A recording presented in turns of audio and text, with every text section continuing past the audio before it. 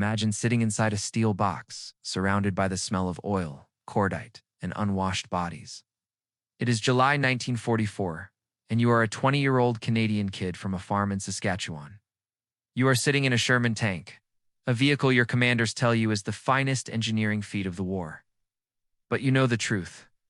You know that 300 meters away, behind a thick wall of ancient roots and earth, a German Panther is waiting. You know that his gun can slice through your front armor like a hot knife through butter from a kilometer away. You know that your gun, the standard 75 millimeters, will bounce off his front plate unless you get suicidally close. For weeks, this has been the reality. You move, you die. You wait, you die. But on this specific morning, something is different. You aren't just a target anymore. Your commander has a new weapon, a new tactic, and a cold, desperate plan that breaks every rule of armored warfare. Today, the prey is about to hunt the predator, but the cost of rewriting the rulebook isn't measured in pages. It's measured in the burning hulls of your friends. How did a volunteer army with inferior equipment manage to break the spine of the most feared armored division in history? To understand why the Canadian victory in Normandy was a miracle of improvisation, we first have to understand the nightmare they walked into. We often see World War II movies depicting tanks rolling across wide-open French fields, maneuvering like ships at sea. That was not Normandy. Not the part that Canadians were assigned to, anyway. This was the bocage. The bocage wasn't just countryside. It was a fortress built by nature and farmers over 1,000 years. These weren't suburban garden hedges. They were earthen embankments, sometimes 6 to 10 feet high, topped with tangled, chaotic vegetation and trees whose roots had turned to stone. A tank couldn't drive through them. If it tried, the vehicle would rear up, exposing its thin underbelly armor to anti-tank rockets, while the gun barrel stared uselessly at the sky. This terrain effectively neutralized the Allied advantage in numbers. Didn't matter if you had 10 Shermans for every one German Tiger if only one Sherman could fit down the lane at a time. The Germans, specifically the fanatic 12th SS Panzer Division Hitler-Jugend, knew this. They turned every field into a kill box. They placed their heavy armor at the far ends of long, tunnel-like roads. They didn't need to maneuver, just had to wait. The political situation compounded the terror. By July 1944, the Allies were bogged down. The British and Canadians around Cannes were supposed to draw the bulk of the German armor to allow the Americans to break out in the West. It worked, but it meant the Canadians were effectively volunteering to be the anvil. They were facing the elite of the Wehrmacht and the SS, equipped with tanks that were objectively superior in a head-to-head fight. The M4 Sherman was reliable, easy to repair, and available in endless supply. But in the tight, claustrophobic lanes of Normandy, reliability didn't save you. The German Panther had better frontal armor and a high-velocity 75 mm gun that could kill a Sherman from across the map. The Tiger was even worse. The Canadian crews called their tanks Ronsons. After the cigarette lighter that was advertised to light the first time, every time, it was a grim joke about how easily the Sherman caught fire when hit. The morale crisis was real. Infantrymen watched tanks burn and refused to advance. Tank crews looked at the German monstrosities and felt abandoned by their own designers. The invasion was at risk of stalling, not because of a lack of courage, but because of a catastrophic mismatch in technology and terrain. The solution didn't come from a laboratory in Detroit or a strategy room in London. It came from the muddy, blood-soaked fields of France, driven by the sheer necessity of survival. Canadians realized they couldn't out-armor the Germans, and they couldn't outshoot them with standard guns. They had to cheat. The first ace up their sleeve was the Firefly. This was a British invention, a standard Sherman crammed with a massive 17-pounder anti-tank gun. This gun was a monster. It could punch a hole through a Tiger's frontal armor from 1,000 meters. But it was a flawed diamond. The gun was too big for the turret, so the radio had to be moved. The loader had to work in contorted positions, and when it fired, the muzzle flash was so bright, it blinded the crew for seconds, while the shockwave kicked up a dust cloud that gave away their position instantly. There were also too few of them, usually only one Firefly for every 4 standard Shermans. This created a deadly game of prioritization. German commanders were not stupid. They issued strict orders. Kill the long-barreled Shermans first. Being a Firefly crewman was effectively a death sentence. You were the only threat, so you were the first target. This is where Canadian ingenuity began to shine, mixed with a dark sense of humor. Crews started painting the front half of their long gun barrels white or sky blue, using counter shading to make them look like the short, harmless 75mm guns of the standard tanks from a distance. It was a visual trick, a desperate attempt to buy 3 seconds of hesitation from a German gunner. But a better gun wasn't enough if the infantry couldn't keep up. In the Bocage, tanks without infantry are blind, and infantry without tanks are dead. The Germans had mortar and machine guns zeroed in on every open field. If the infantry tried to walk alongside the tanks, they were cut to ribbons. If they stayed behind, the tanks were ambushed by German infantry with Panzerfausts. Enter Lieutenant General Guy Simons, commander of the 2 Canadian Corps. Simons is a figure historians struggle to categorize: brilliant, cold, arrogant, and innovative. He looked at the problem of infantry casualties and did something unauthorized. He took the M7 Priest, self-propelled guns, artillery vehicles that were being phased out, and ordered his workshops to strip the guns out. What was left was a hollow, armored bucket on tracks. He told his men to pack the infantry inside, call them kangaroos. It was the birth of the modern armored personnel carrier. Suddenly, Canadian infantry could keep pace with the tanks, protected from shrapnel and small arms, and spill out right on top of the enemy trenches. It sounds obvious to us today, but in 1944, it was revolutionary. Turned the infantry from vulnerable soft targets into a mobile, armored strike force. By August, the pressure to break out was immense. Simon's planned operation totalized to smash through the German lines south of Cannes, but he knew that attacking prepared German anti-tank screens in daylight was suicide. The ranges were too long, the German optics were too good. So Simons decided to delete the German advantage. He decided to attack at night. Armored warfare at night was considered impossible in 1944. Tanks are noisy, blind beasts. Drivers can't see ditches. Commanders can't coordinate movement. The risk of friendly fire or driving into a ravine was massive, but Simons wasn't asking, he was commanding. He engineered a surreal solution. He lined up Bofors anti-aircraft guns and had them fire tracer rounds horizontally over the battlefield to mark the lanes of advanced glowing lines of light in the darkness. Then he deployed artificial moonlight. He positioned giant searchlights miles behind the front, not pointing at the enemy, but pointing at the clouds.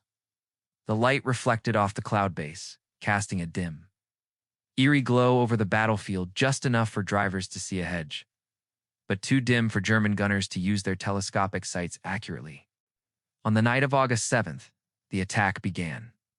It must have looked like a scene from a science fiction movie to the terrifying young soldiers of the SS, columns of tanks, weird kangaroo carriers, and glowing lights in the sky, all advancing under a ceiling of tracer fire. The psychological impact was devastating. The Germans, used to fighting a methodical, daylight war, were overrun before they could wake up. The first line of defense collapsed. This brings us to one of the most debated and dramatic moments of the campaign, the death of Michael Wittmann. Wittmann was the Black Baron, a Tiger ace credited with destroying nearly 140 Allied tanks. He was a Nazi propaganda hero, invincible in the eyes of his men. On August 8th, seeing the Canadian breakthrough, he did what he always did. He counterattacked aggressively. He led a small group of Tigers across an open field near Saint-Denis-de-Cramusnil, expecting to bully the Shermans into submission. But he had misjudged the Canadians. He wasn't fighting terrified conscripts in open fields anymore. He was driving into a trap. Canadian Shermans, specifically the Sherbrooke Fusiliers and arguably elements of the British Northamptonshire Yeomanry, were waiting in the tree line. They held their fire. They let the Tigers close the distance, negating the German range advantage. When they opened up, it was a firing squad. A Firefly shell punched through Wittmann's Tiger. The ammunition ignited. The turret was blown off the hull. In seconds, the invincible ace was dead, killed by the very inferior troops he had underestimated. His death didn't win the war, but it shattered the myth of German invincibility. It proved that a Sherman, used with cunning and patience, could kill a king. Now we must pause and look at this through the lens of a historian. Because the narrative of plucky Canadians inventing their way to victory hides a darker reality. Simon's plan was brilliant, yes, but it was also ruthless. The decision to convert the priests into kangaroos was technically unauthorized. If it had failed, Simons might have been court-martialed for misusing equipment. But more importantly, let's look at the cost of these tactics. The artificial moonlight helped, but it also silhouetted the advancing tanks against the horizon if the clouds broke. The columns often got lost, leading to traffic jams in the dark where vehicles became sitting ducks. Historians often debate Simon's leadership style. He treated his divisions like pieces on a chessboard. He was willing to accept high casualty rates in specific units to achieve a breakthrough. For example, during these operations, 2 Canadian armored regiments, the British Columbia Regiment and the Algonquin Regiment, took a wrong turn at night. They ended up isolated on a hill, cut off from support. They were systematically wiped out by the Germans throughout the day. Simons arguably knew the risks of night navigation were this high, but he calculated that the static attrition of daylight fighting would be worse. Was he right? Probably. The alternative was a World War I-style stalemate in the hedgerows. But this brings us to a crucial realization about World War II armored warfare. It was unable having the best tank. It was about having a system. The Germans had the best tanks individually, but their system was breaking down. They lacked fuel, they lacked air cover, and their command structure was rigid. The Canadians had inferior tanks, but they had a flexible system. They integrated artillery, infantry, and kangaroos, and air power into a single fist. The destruction of Wittmann wasn't just luck. It was the result of a doctrine that encouraged initiative and ambush, rather than rigid adherence to a nightly tank duel. Furthermore, we have to acknowledge the enemy. The 12th SS were not ordinary soldiers. They were teenagers, raised entirely under the Nazi regime, fueled by fanaticism. They fought even when the battle was lost. This forced the Canadians to be equally brutal.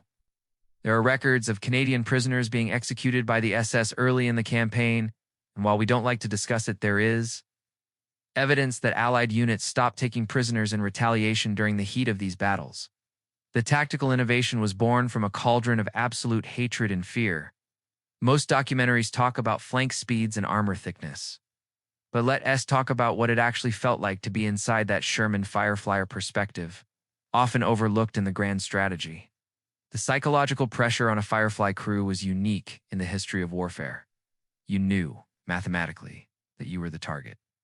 When a German Tiger commander looked through his binoculars, he wasn't looking for the lead tank or the command tank.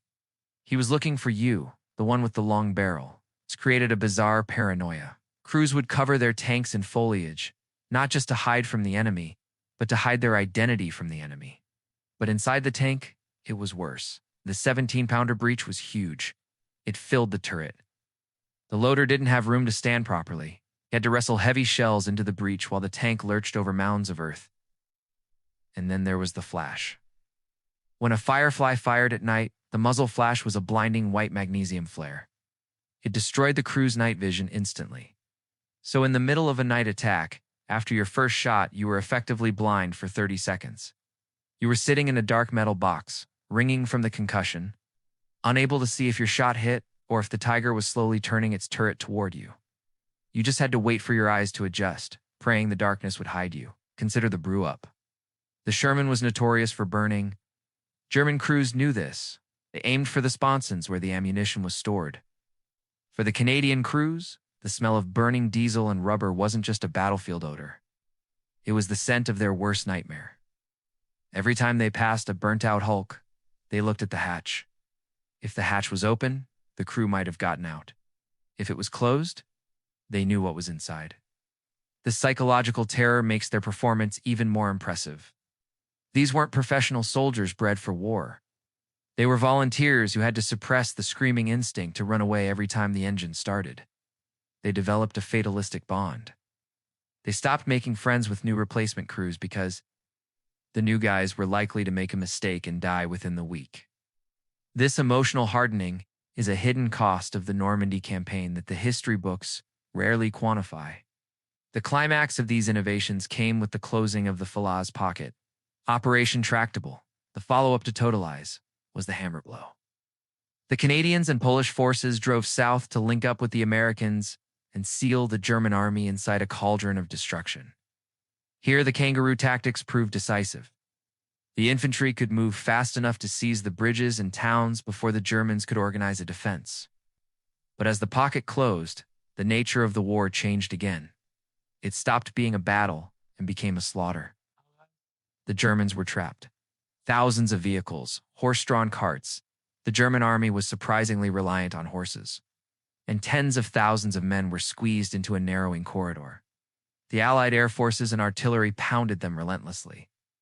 Canadian tankers described driving through the corridor of death. The roads were so choked with destroyed equipment and corpses that the tanks had to drive over them. Bulldozers were brought up not to clear fortifications, but to clear the dead so the convoys could advance. This was the end of the German army in the West. They lost nearly all their heavy equipment. The mighty Panthers and Tigers, the machines that had terrified the Allies in June, were abandoned on the roadside, out of fuel, or destroyed by their own crews to prevent capture. The Canadians had done the impossible. They had taken a force of terrifying technological superiority and ground it into scrap metal. But the scene at Falaise wasn't a triumphant parade. It was a vision of hell. General Eisenhower later wrote that it was one of the few battlefields where he could walk for hundreds of yards, stepping only on decaying flesh. For the young Canadian crews, witnessing this wasn't a glorious victory, was a trauma that would silence many of them for decades. Why does this story matter today? Why do we care about a few modifications to tanks in 1944? First, because it redefined modern warfare. The Kangaroo was the ancestor of every infantry fighting vehicle used today, from the American Bradley to the Russian BMP.